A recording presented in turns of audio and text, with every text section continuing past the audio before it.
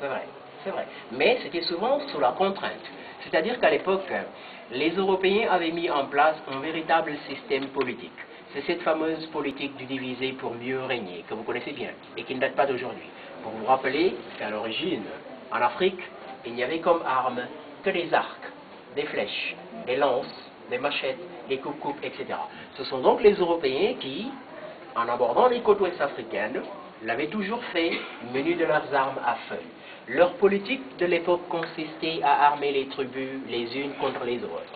Cela, naturellement, débouchait sur des guerres tribales. À l'issue de ces fameuses guerres tribales-là, eh bien, tous les prisonniers de guerre qui étaient capturés étaient échangés, notamment contre de nouvelles armes.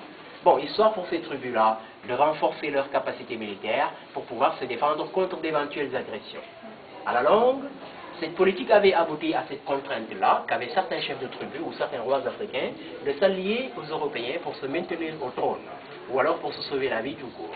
Voilà, cela veut dire en clair que s'ils refusaient de collaborer, eh bien, soit ils étaient physiquement éliminés, soit ils étaient renversés. Mais dans tous les cas, c'était pour mettre quelqu'un à leur place, mais quelqu'un de plus coopératif, quelqu'un de plus manipulable tout simplement, voyez-vous. Voilà, un peu comme ce qui se passe d'ailleurs aujourd'hui encore en Afrique. Hein, ça n'a pas tellement changé, hein. Non? Oui. On ne va pas faire de la politique. Mais je vais le dire quand même.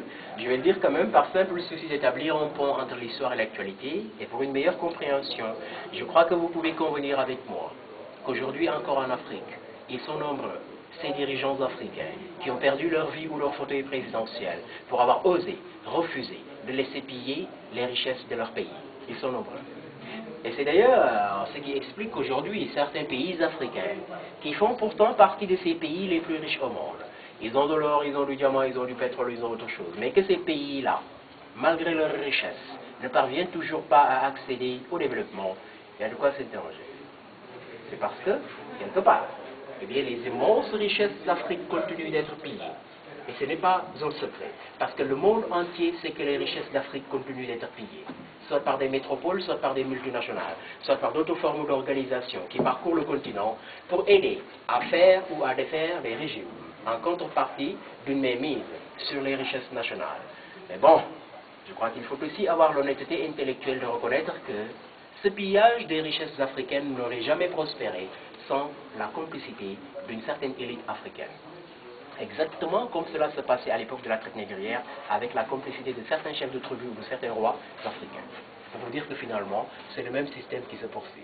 Pourquoi l'esclavage se poursuit jusqu'ici. Hein? Pour vous convaincre, je vous invite simplement à bien observer cette image apocalyptique de l'Afrique. Qu'est-ce que vous voyez?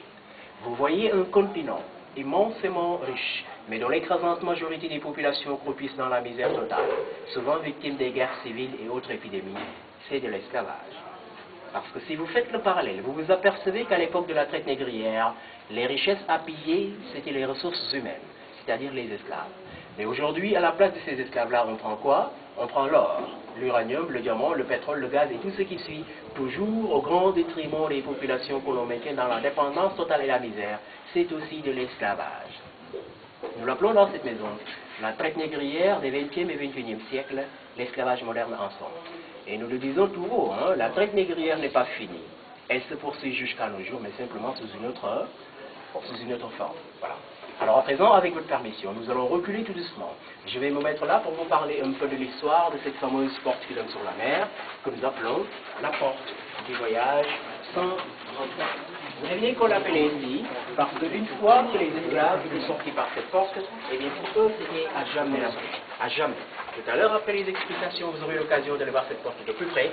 Vous verrez qu'à cause des rochers au bord de la mer, à cause des pierres, les bateaux ne pouvaient pas s'approcher. Donc à partir de cette porte-là, on avait construit un quai en bois de palmier qui servait d'embarcadère. Mais à chaque embarquement, naturellement, certains esclaves tentaient de s'évader, notamment en plongeant. Malheureusement, ils ne pouvaient jamais aller loin parce que ou bien ils étaient fusillés par les gardiens, ou alors ils étaient systématiquement dévorés par les requins. Pourquoi ces requins?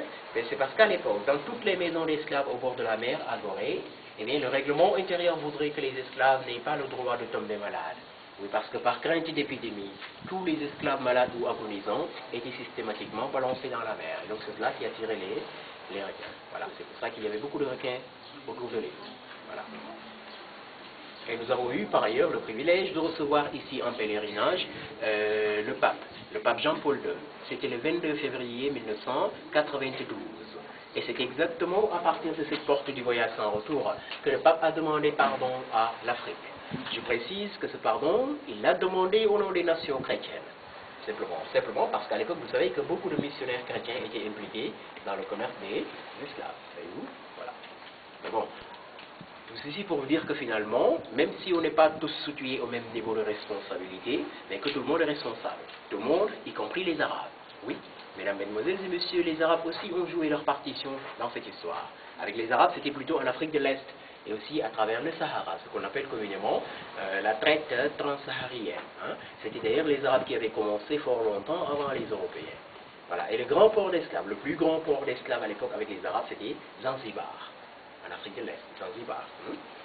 Il y avait l'île Maurice, il y avait l'île de la Réunion, il y avait Madagascar. Justement, à Madagascar, il y avait d'énormes plantations de canne à sucre exploitées par la main-d'œuvre servile. Voyez-vous, voilà. Les esclaves transitaient par ces îles-là pour aller jusqu'en Asie. Et c'est justement pour cela qu'aujourd'hui, mesdames, mesdemoiselles et messieurs, si vous allez par exemple en Asie du Sud, vous retrouvez une certaine population noire descendant d'esclaves en provenance d'Afrique. Ce sont là les traces vivantes de l'existence de la traite des Noirs par les Arabes. Voilà. Mais bon, ces populations noires-là, véritablement, constituent une infime minorité. Savez-vous pourquoi? Parce que l'une des caractéristiques de la traite des Noirs par les Arabes, c'était la castration. Les esclaves étant castrés, ils n'avaient donc aucune possibilité de se reproduire. C'est cela qui explique qu'aujourd'hui, leurs descendants sont de l'autre côté en infime minorité, contrairement d'ailleurs à ce que l'on retrouve de l'autre côté de l'Atlantique, notamment aux États-Unis, dans les Caraïbes et en Amérique latine, où vous retrouvez de fortes minorités de population noire, descendants d'esclaves en provenance d'Afrique. Voilà. Pourquoi les castrait-on? Mais il y a deux raisons à cela. Deux. D'abord, parce qu'un homme castré devient plus robuste et donc beaucoup plus productif dans les plantations d'animaux. Voilà, c'est cela. Et ensuite, les Arabes à l'époque, vous savez, puisqu'ils étaient très jaloux de leurs concubines ou de leurs épouses, pour ne pas courir le risque de les partager avec les esclaves, justement, on les castrait. Voilà. Voilà. C'est donc les deux principales raisons pour lesquelles on castrait ces esclaves. L'étage était par ailleurs réservé aux Européens marchands d'esclaves. Bon, aujourd'hui, tout le monde se pose la question de savoir comment pouvaient vivre ces Européens à l'étage avec toute la misère, tout le cauchemar qu'il y avait en bas. C'est la grande question. Voilà. Alors, je m'en vais à présent conclure avec votre permission par une petite note statistique pour vous dire que, d'après les archives françaises de Nantes, je dis Nantes parce que Nantes fut un grand port négrier, ainsi que Bordeaux, La Rochelle et Le Havre.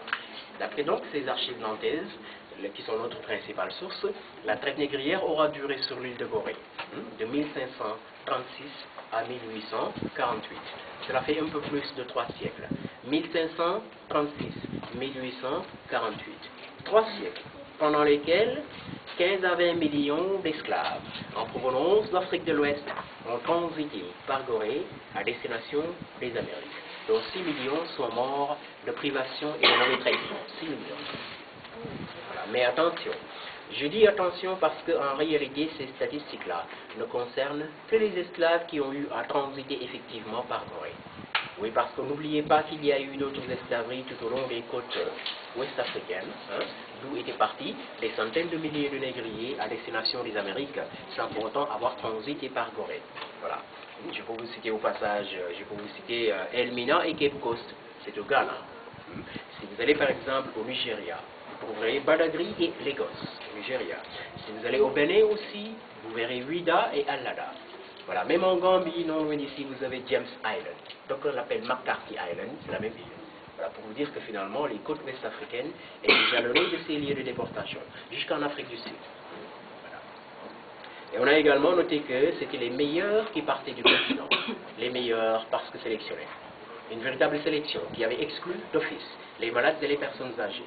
Voyez-vous, voilà, cela était systématiquement écarté. On prenait plutôt les plus beaux, les plus intelligents, les plus costauds, les plus grands et aussi les plus rapides. Les plus rapides parce que vous devinez qu'à l'époque, les esclaves, entre autres travaux, on pouvait les envoyer effectuer des courses. Il leur fallait donc savoir courir très vite. Voilà. Alors l'adage, c'est justement d'ailleurs pour cela qu'il y a un adage qui dit que si à l'époque on avait toujours pris les plus rapides et les plus grands, et c'est cela qui explique qu'aujourd'hui les descendants d'esclaves, notamment les Afro-Américains, sont parmi les meilleurs basketteurs et les meilleurs athlètes du monde. Ça c'est l'adage qui le dit, c'est pas moi.